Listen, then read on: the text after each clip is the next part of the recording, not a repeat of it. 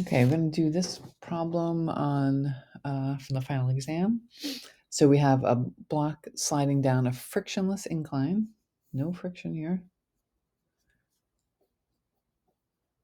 collides with a second block, and then they slide across friction here, right? So there is friction on that part. And then they're supposed to launch and crush a soda can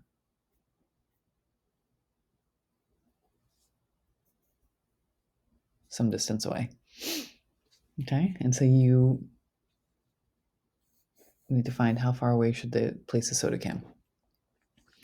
Okay, so no friction, sliding down an incline, conservation of energy, right? You should be thinking conservation of energy, conservation of energy, conservation of energy.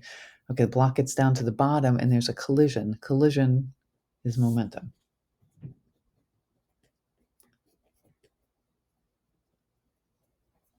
Right, that's momentum conservation, no friction,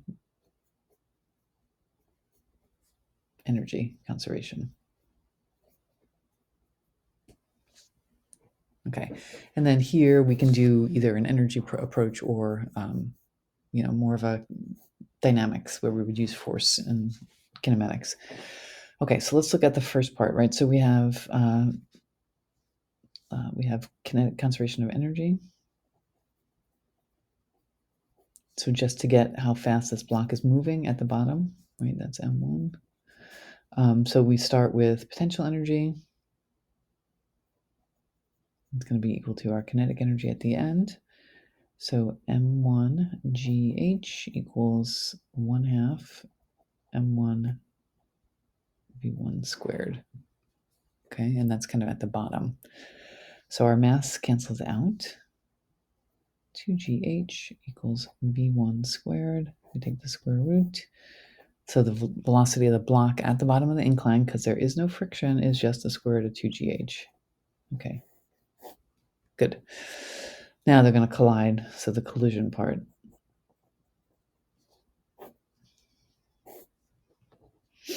So the momentum before equals the momentum after. And this is a case where they're sticking together, right? So in elastic collision, they're going to stick and then move together. So our momentum before is just carried by block 1, and then it's going to be carried away by both of them afterwards. So let's just call that V12. Okay, so that speed, V12, is M1 over M1 plus M2, V1. Okay, so now we're going to do the sliding with friction. So there are, we could do it with energy, we could do force analysis, get the acceleration. So let's do the force analysis. I think that's how most people did it. So friction. The free body diagram of the combined blocks, right? We have force of gravity, we have the normal force, and we have friction. And force of friction is mu times the normal.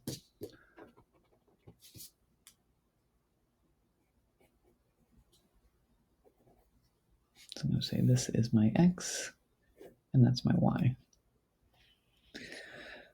Okay, so sum of the forces in the x is max, and this is just force minus the force of friction.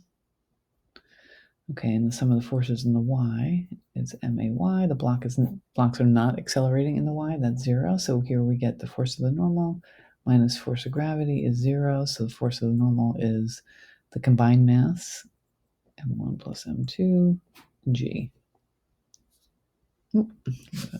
Okay, all right, and then this is minus mu times the normal this is again the combined mass, a. So we plug in our normal there, minus mu, m1 plus m2 g equals m1 plus m2 a. Our masses cancel out, so we get the acceleration is minus mu g. So now we can use our v final squared is v initial squared plus 2a delta x to find the speed of the blocks at the end of the table. Okay, so let's just plug in values here. I think I got for this, you guys can plug in, but it's, and you should plug in and show the work here. Meters per second. Here, this is like 3.13 meters per second, just for reference. Okay, and then so we want to know what this value is, right? So V final is square root of V initial squared minus 2 mu g delta x.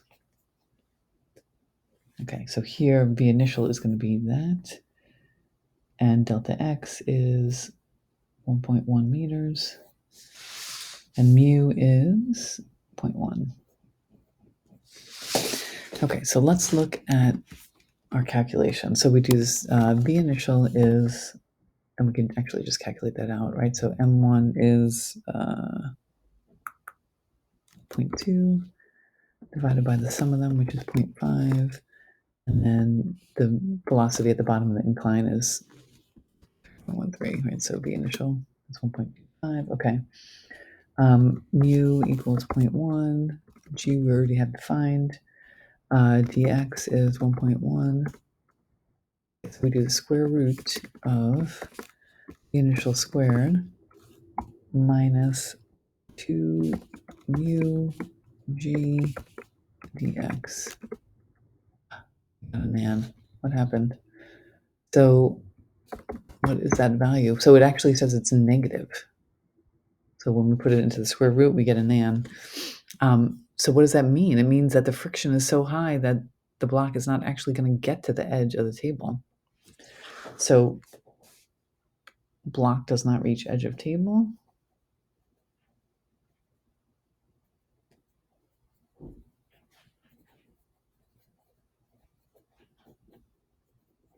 So we could solve this a different way and say V final is 0 and see where it, and then solve for x and see where it lands.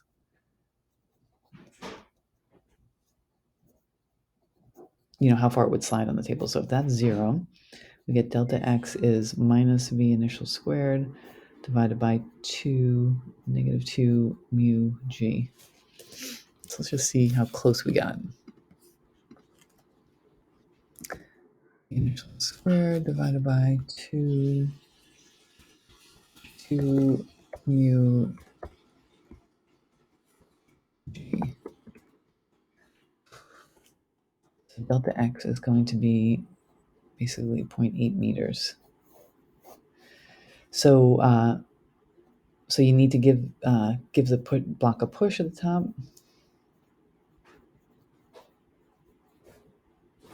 You know, some initial velocity, or make the ramp higher.